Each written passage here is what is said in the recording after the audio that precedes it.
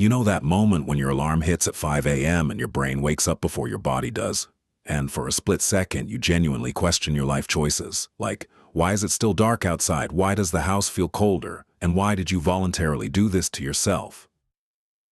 Now imagine doing that every single day for 30 days. No breaks. No, I'll start tomorrow. Just you, your alarm, and that strange pre-dawn silence where the world feels like it hasn't fully loaded yet. Maybe you've tried it before. Maybe you've thought about it while watching some productivity guru swear it changed their life. Or maybe you're the person who hears 5 a.m. routine and immediately closes the video out of pure self-preservation. But here's the interesting part. Waking up at 5 a.m. for 30 days isn't really about sleep. It's about identity. And what happens in that quiet, half-conscious space between discipline and exhaustion reveals a lot more about human psychology than it does about productivity hacks. Let's break down what actually happens when people try this experiment. Because they don't all become the same version of morning person. Far from it. There's the first type, the disciplined optimizer. You know this person. They don't just wake up early, they weaponize the morning. The first few days feel almost euphoric. They wake up at 5 sharp, make the bed like it's a military inspection, drink water like they've been dehydrated for years, and suddenly they're journaling, stretching, planning, optimizing. And psychologically, something interesting is happening here. It's not just discipline, it's reward substitution. The brain starts getting dopamine not from pleasure, but from control, from structure, from the illusion that life is finally aligned. But there's a catch, because this mindset often runs on motivation, not sustainability. Around day 10 to 14, something subtle shifts. The routine doesn't feel empowering anymore. It starts feeling heavy. The brain begins asking, who are you proving this to? And if there isn't a clear answer, the system starts to crack. Still, on the outside, they keep going, because stopping feels like failure, not rest. And that's the quiet trap of the optimizer. They don't just build routines, they build expectations they're afraid to break. Then there's the second type, the anxious productivity chaser. This one is different. They don't wake up at 5 a.m. because they feel calm and structured. They wake up at 5 a.m. because they feel behind. The first morning they're already thinking about unread emails, unfinished goals, the version of themselves that should be further along by now. So 5 a.m. becomes less of a lifestyle and more of a debt repayment plan. Psychologically, this is fueled by what researchers call anticipatory stress. The mind is constantly running simulations of what I should be doing even in rest. So waking up early doesn't create peace.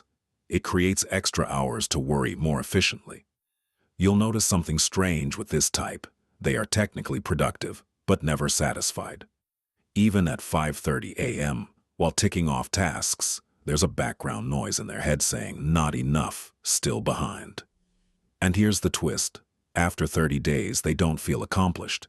They feel tired in a very specific way, like they extended the day but never actually lived it. Then there's the third type, the identity experimenter. This person didn't commit to 5 a.m. because they believed in it. They committed because they wanted to find out who they would become. The first few mornings are almost playful.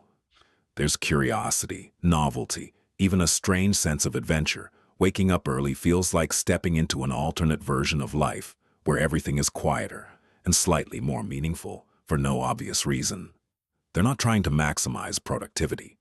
They're testing identity boundaries. What kind of person wakes up before the sun, they wonder, as if the answer might unlock something deeper, and psychologically, this taps into self-perception theory. We don't just act according to who we are, we also become who we repeatedly act like. So every 5 a.m. wake-up becomes a small identity vote. I am someone who does this. But here's the subtle shift. Around week 2 or 3, the novelty fades, and a quieter question appears. Is this actually me, or am I performing a version of discipline? That's where things get interesting, because if the behavior doesn't integrate into identity, it starts feeling like cosplay. And once something feels like performance, consistency becomes fragile. Still, when it works, this type doesn't just build a habit. They rewrite their internal narrative, not because 5 a.m. is magical, but because repetition convinced their brain that a new version of them was possible. Then there's the fourth type, the reluctant chronotype rebel. This is the person everyone misunderstands. They try the 5 a.m. routine and immediately feel like the world is punishing them personally. They wake up, but it doesn't feel like waking up. It feels like being extracted from sleep against their will. Coffee doesn't help. Motivation doesn't arrive. Their brain feels like it's running on low battery until mid-morning, which is exactly when most of their productive morning is already supposed to be over. And psychologically, this is where biology quietly enters the chat. Not everyone has the same circadian rhythm. Some people are naturally morning-oriented, but others are what chronobiologists call evening types. For them, forcing 5 a.m. wake-ups isn't discipline, it's misalignment. But here's the interesting part.